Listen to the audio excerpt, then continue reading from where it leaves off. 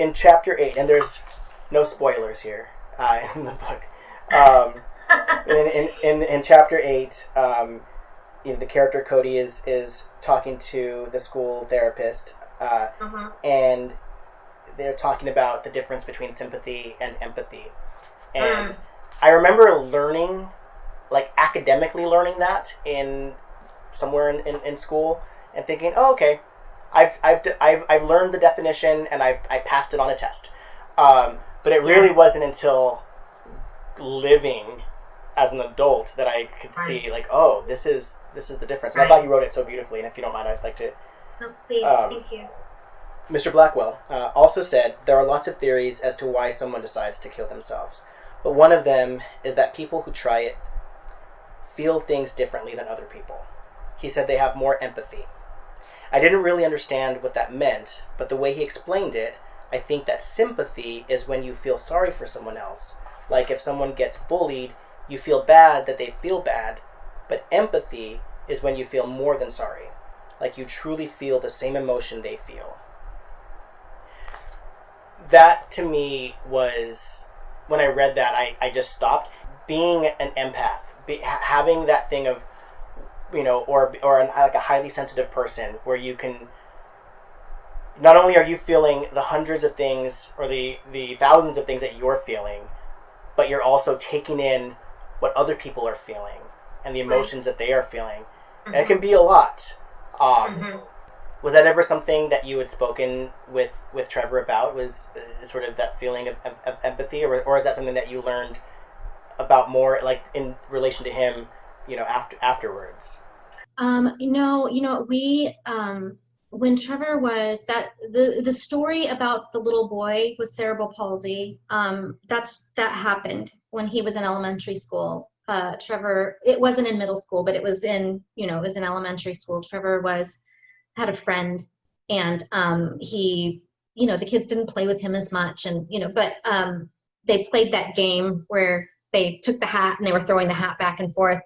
Yeah.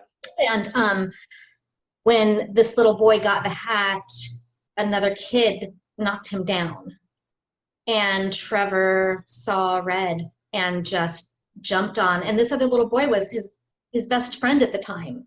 He just jumped on him and just pummeled him. And the principal called me, and I was absolutely floored, because that was so out of character for Trevor. He was not, he was quiet, he was shy. And so for him to get in a fight, I had, because he said Trevor got in a little bit of a, and I was like, what?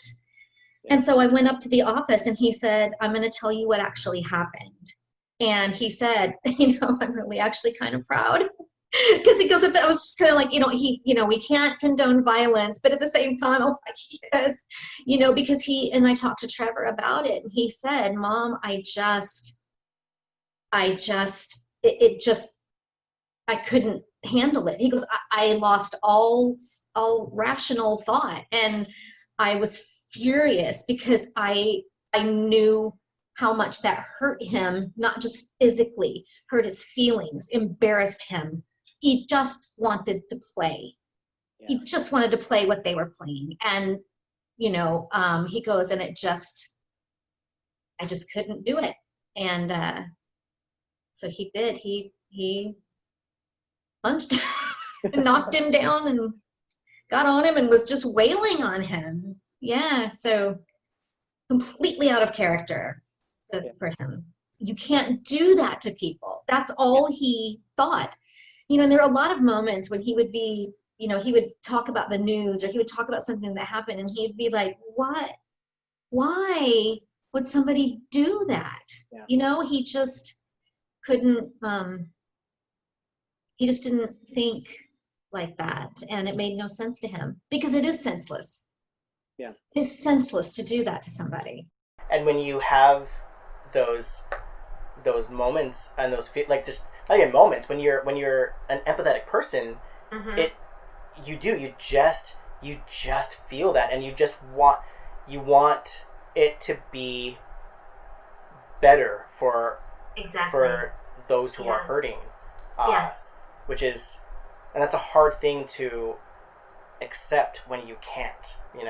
Like, yes, today I can punch a kid, but on a larger scale, the pain that I'm feeling on top of the pain that I'm feeling from everybody else is that's too much. Yes, Um, it becomes overwhelming sometimes.